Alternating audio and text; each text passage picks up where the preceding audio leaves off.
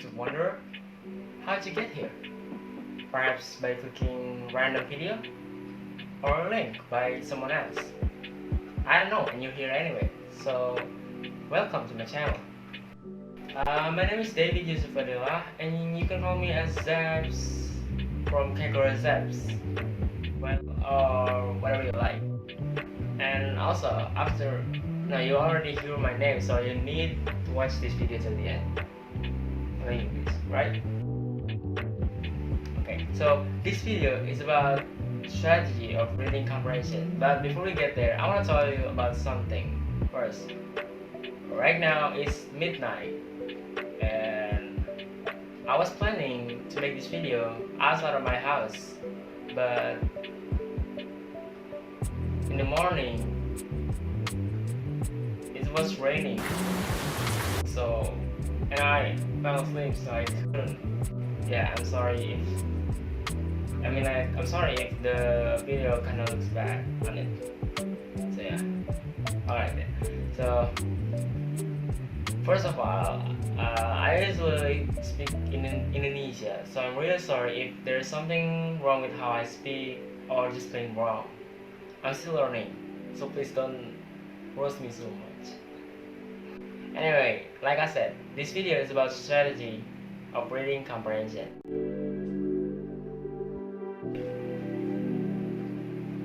Have you read an article?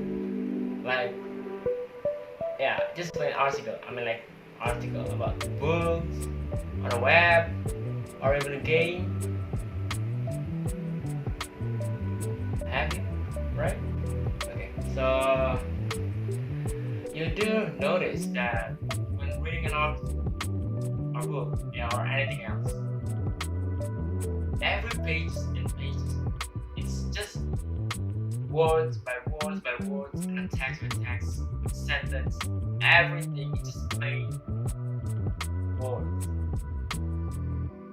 Just by looking at it makes you feel bored, right?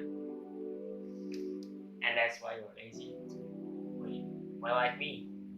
Or maybe some of you don't. So I'm really sorry. That's why we're gonna talk about the strategy of reading comprehension. So first thing is, what's the difference between reading and reading comprehension? So reading is just like read, just the reading. Yeah, that's kind of like that. Just read. But reading comprehension is a bit complicated. It was like reading to understand, just like reading, but you gotta deepen that understanding. I don't know if this is true or not, but for me, when you read something like a sentence, the writers has a meaning of it, but they don't write it. It's like an Easter egg or secret thing, kind of thing. Yeah, kind of like that.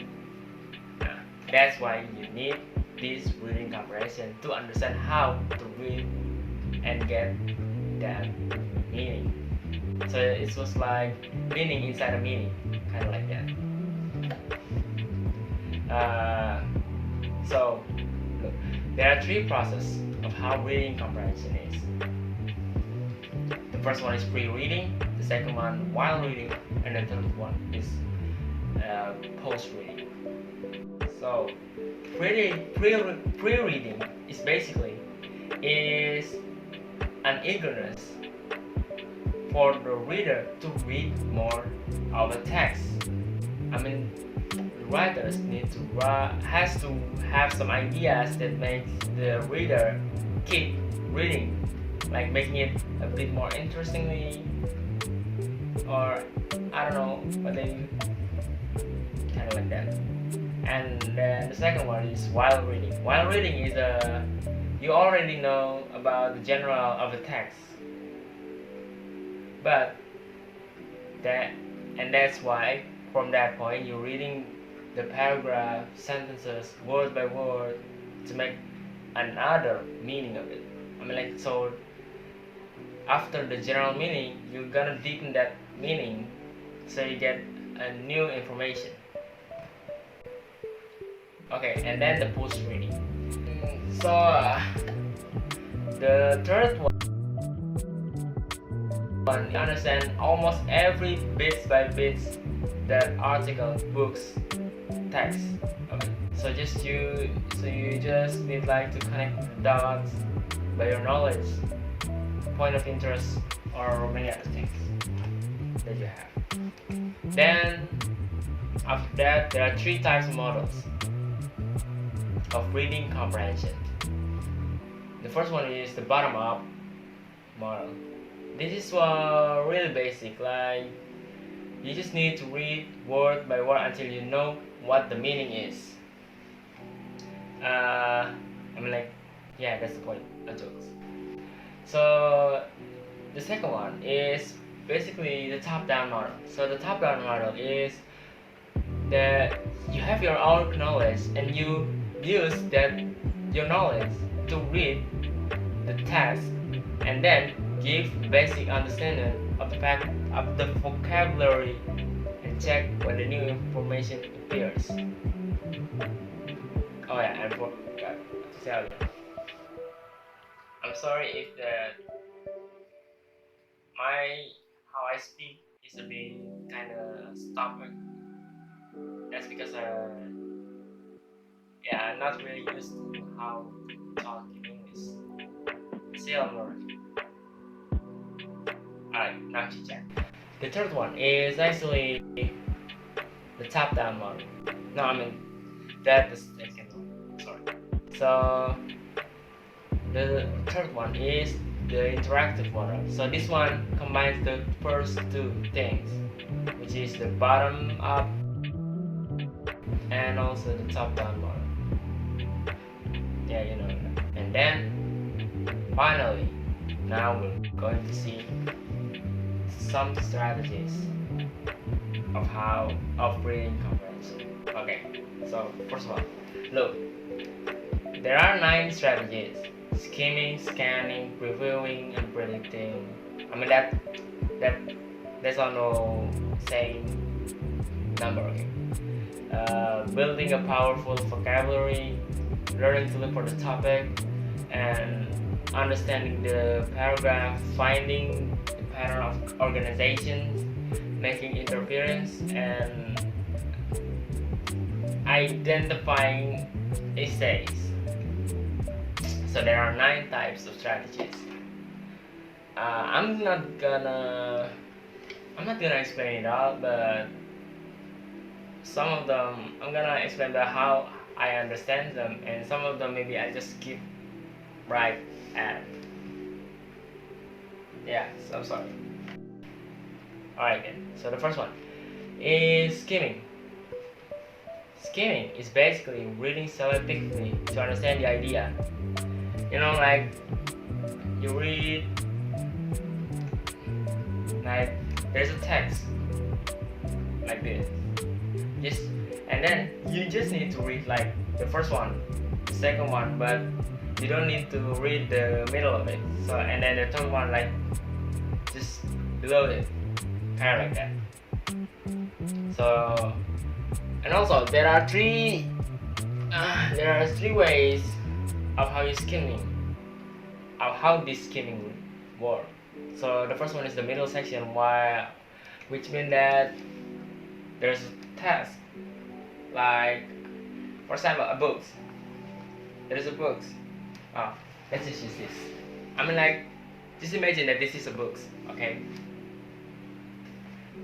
The text is completely written like this. And then what I mean about the middle section is that you just need to divide it like this.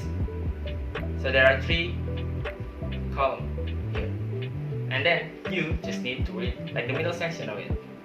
That's how the middle section of skimming, the first technique, the first way of how you skim. The second one is basic skimming, and this one kind of like this. Look at I'm moving by the way.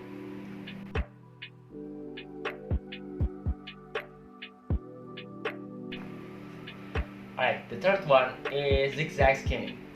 This one's basically just reading a text, but with a zigzag pattern. So, look at this again. Before, the middle section is dividing like this, right? And the zigzag is different. Zigzag is basically just like reading it kind of like this. Yeah, about that one. And also, skimming, these techniques can be used in almost everything. Every article, every books, every text that you can find. But it's kind of like not really 100% prediction right. So it's a bit 50% left. I think it was 50%. Alright. Previewing and predicting. As you can see, there are two things in here: previewing and predicting. By previewing the test, you're studying the important vocabulary words, and by predicting, that leads to improved fluency and comprehension. There's no technique in this strategy. You just need to use your brain a little bit. How to use this one? Well, the other one, the skimming, is also too. Yeah. And then also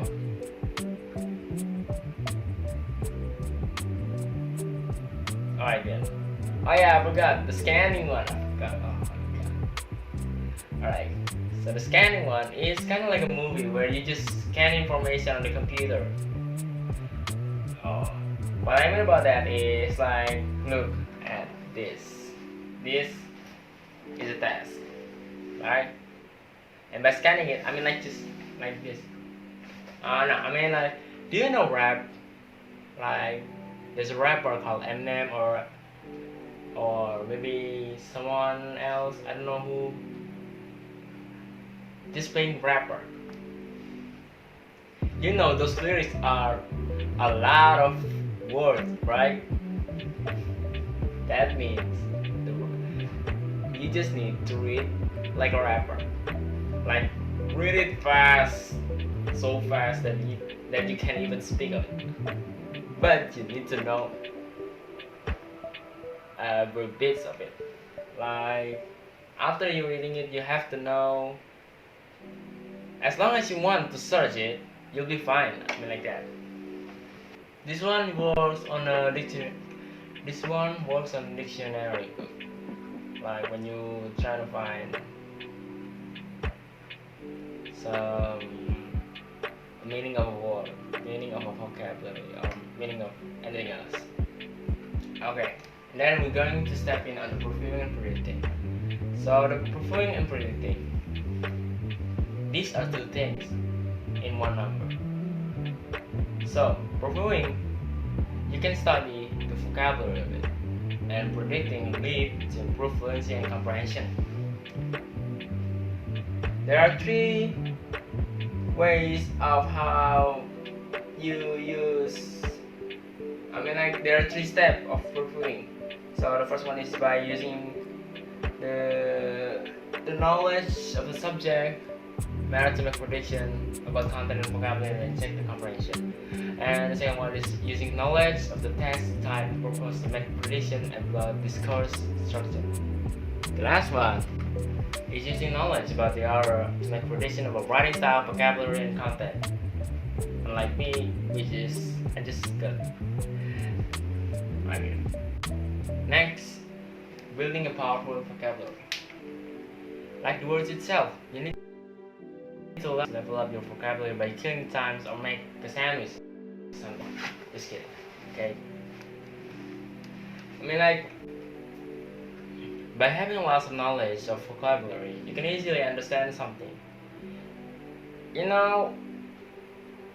Outside of Indonesia, look, English is an international language, right? And there's a lot.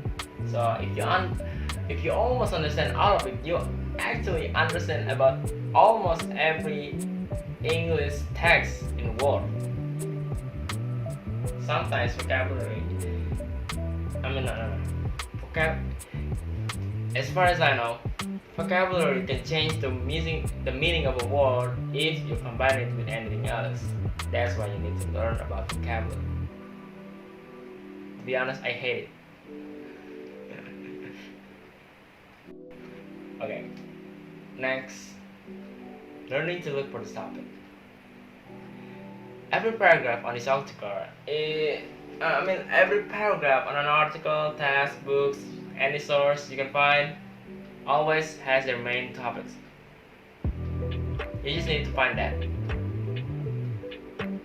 Just like the title said, learning to look for the topic. Just need to find the topics. Like the general meaning of it. Next, understanding the paragraph. Like the one before, you can understand the topic, understand the paragraph. Those two is kind of linked together. Next is identifying the essays. This one is searching an understatement by using a common question as your answer. That's all. About 5W plus 1H. Like how, why, where, what, when. Like how, why, what, when, where, who, how. Wait, what? Yeah. Wait, what? How, why, what, when, where, who, how. Wait, what? Yeah. How, why, when, where, what, who. How, why, what, when, where, who. There are six questions. The common question. If you use this question as your answer, if you find an answer of all of these 6 questions, you definitely understand about the text. And that's it. We're going to wrap up. I hope that you understand what I explained in this video. I think not, but some of you might be. I don't know. Just replaying the video, I think. Or just let me know in the comments. Also, I'm still confused. Why you, a YouTube wanderer, still watching my video till the end? Or maybe because I said that thing in the first couple of minutes on video. Never mind that. I'm happy, and